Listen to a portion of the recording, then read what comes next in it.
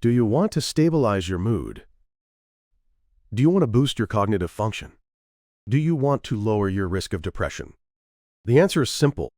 Fix your gut health. Start with small amounts of fermented foods. Why does it work? This slide explains everything. Your gut bacteria regulate the production of neuroactive substances. Over 90% of your body's serotonin exists in your gut. This is the first step revealed by a decade of microbiome research. Your gut and brain are connected through the vagus nerve, plus complex communication through immune pathways, hormones, and metabolites. Signals are constantly being sent from your gut to your brain, and from your brain to your gut. What's the long-term result? Mood stabilization, improved cognitive function. Research reports that disrupted gut health, including reduced gut microbiome diversity, is associated with depressive symptoms. This is a fact proven by a decade of neuroscience and microbiome research. Not a hypothesis. A data-driven, established mechanism. And this is achievable. Start with small daily amounts of kimchi, natto, or kefir. Gradually increase your fiber intake. This will transform your gut and your brain. Today, let me show you the science behind this. Let me show you the scientific facts. Your gut bacteria are a chemical factory producing diverse metabolites like short-chain fatty acids and bile acid metabolites. Over 90% of your body's serotonin exists in your gut. What produces it are enterochromaffin cells in your gut. And your gut bacteria supervise these happiness-producing cells in your gut, commanding their production. But here's a critical fact. Serotonin and dopamine made in your gut cannot cross the blood-brain barrier. These substances themselves can't enter your brain. So how do they affect your brain? Your gut bacteria remotely control hormone synthesis in your brain by supplying precursors and stimulating the vagus nerve. Tryptophan, an essential amino acid. Your gut bacteria convert it into various metabolites that can affect your gut and nervous system. In addition to the vagus nerve, your gut and brain influence each other through immune pathways, hormones, and metabolites. This is what's controlling your mood. This is the most important discovery. In 2019, research from the large-scale Flemish Gut Flora project published in Nature showed the link between gut microbiome diversity and depression. It reported that disrupted gut health, including reduced gut microbiome diversity, is associated with depressive symptoms, though causality and effect size vary across studies. Why does this happen? Reduced gut bacteria trigger an increase in inflammatory cytokines. These inflammatory cytokines can affect your brain through changes in blood-brain barrier function, transport mechanisms, and neural pathways. Brain inflammation can be a contributing factor to mood disorders, but this can potentially be improved. Specific probiotics, lactobacillus and bifidobacterium. These beneficial bacteria are involved in GABA production. GABA is a neurotransmitter that reduces anxiety. Studies consuming specific beneficial bacteria for several weeks have reported improvements in anxiety markers. Though effects depend on bacterial strain, dosage, and individual gut environment. This isn't medication. These are microbes living in your gut. Scientists now call these psychobiotics, gut bacteria that affect your brain and are watching them as a new pillar of mental health care. Your gut bacteria produce even more fascinating substances. Short-chain fatty acids. When you consume dietary fiber, your gut bacteria ferment it. This fermentation process generates butyrate, propionate, and acetate. These are short-chain fatty acids. Animal research suggests that short-chain fatty acids can affect your brain and blood-brain barrier. We're learning that not just butyrate, but acetate also reaches your brain's hypothalamus directly, working to suppress excessive appetite. Effects in humans are still under investigation, but high-fiber diets are generally beneficial for overall health. What's the result? Improved metabolism, potential appetite regulation. The metabolites your gut bacteria produce can potentially affect your brain. More fiber tends to increase gut metabolite production. As a guideline, use 14 grams per 1,000 calories and increase gradually. For 2,000 calories, that's about 28 grams. But what happens when your gut barrier function is disrupted? This is called leaky gut, medically known as intestinal hyperpermeability. Your gut mucosa's tight junctions break down. tight junctions, the connections that hold cells together. When these break, undigested substances and bacterial components invade your bloodstream. LPS, lipopolysaccharide. Bacterial cell wall components enter your bloodstream. This triggers systemic inflammation.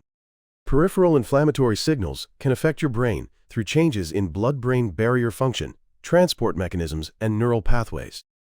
Inflammatory signals that reach your brain can potentially trigger neuroinflammation. What's the result? Chronic inflammation can affect mood and cognition, but the degree and cause vary greatly among individuals. When gut barrier function is disrupted, inflammatory responses may increase. What reduces gut barrier function? Dietary patterns, low in fiber and high in ultra-processed foods, chronic stress. These reduce gut barrier function. Your gut bacteria may also be affecting your appetite. When fermentable fiber promotes short-chain fatty acid production, it can affect satiety-related hormones like GLP-1 and PYY, though responses vary with diet content and individual differences. GLP-1, glucagon-like peptide-1. This induces satiety. Your gut bacteria are also involved with ghrelin and leptin. Ghrelin, the hunger hormone. Leptin, the satiety hormone. When your gut microbiome is disrupted, leptin resistance can develop. Your brain becomes less sensitive to leptin signals. You're full, but you don't feel full. What's the result? Overeating tendency, risk of obesity. Your gut bacteria balance can potentially affect your appetite. Probiotics can potentially contribute to normalizing appetite hormones. Fix your gut, and your appetite may follow. So how do you improve your gut health? There are 3 strategies. First, fermented foods. Kimchi, natto, kefir. Start with small amounts. Incorporate them according to your health status and existing conditions. Fermented foods can be beneficial for those they suit. These supply probiotics. Live beneficial bacteria can potentially colonize your gut. Second, dietary fiber. As a guideline, 14 grams per 1,000 calories consumed. For 2,000 calories, that's about 28 grams. Aim for at least 20 grams daily, ideally 30 grams. Start with a serving of vegetables, increase gradually with whole grains and legumes. When increasing, do it gradually and increase water intake as well. Dietary fiber is food for your gut bacteria. It's called prebiotics. Third, prioritize overall dietary pattern quality. Vegetables, legumes, whole grains, overall dietary patterns like the Mediterranean diet have thicker evidence. Use antibiotics only when necessary to minimize impact on gut microbiome. And stress management and adequate sleep. 7 hours or more is generally recommended for adults. Sleep deprivation can also affect gut health. Stress and sleep deprivation can potentially reduce gut barrier function. Daily meditation or relaxation. Now, let's organize today's key points. Here's today's summary. First, gut bacteria regulate the production of neuroactive substances.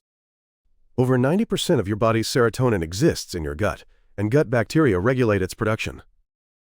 In addition to the vagus nerve, your gut and brain influence each other through immune pathways, hormones, and metabolites. Research reports that disrupted gut health, including reduced gut microbiome diversity, is associated with depressive symptoms. Second, animal research suggests that short-chain fatty acids can affect your brain and blood-brain barrier. Gut bacteria ferment dietary fiber, producing butyrate and acetate. Effects in humans are still under investigation, but high-fiber diets are generally beneficial for overall health. Increase fiber gradually using 14 grams per 1,000 calories as a guideline. Third, fermented foods and dietary fiber can potentially improve gut health. Start with small amounts of kimchi, natto, kefir, incorporating them according to your health status and existing conditions. Prioritize overall dietary pattern quality with vegetables, legumes, and whole grains. Maintain gut barrier function with careful antibiotic use, stress management, and sleep of 7 hours or more. Your gut feeling may have scientific basis. Your brain is receiving signals your gut sends. What will you change starting today? Share your strategy in the comments. Thanks for watching until the end today. This channel explores how the human body works and the science of health. Evidence over emotion, science over trends, illuminating your path to health. Subscribe to the channel, and let's learn the truth about the body together next time. Turn on notifications, and each time a new video is released, your health knowledge will level up. See you next time.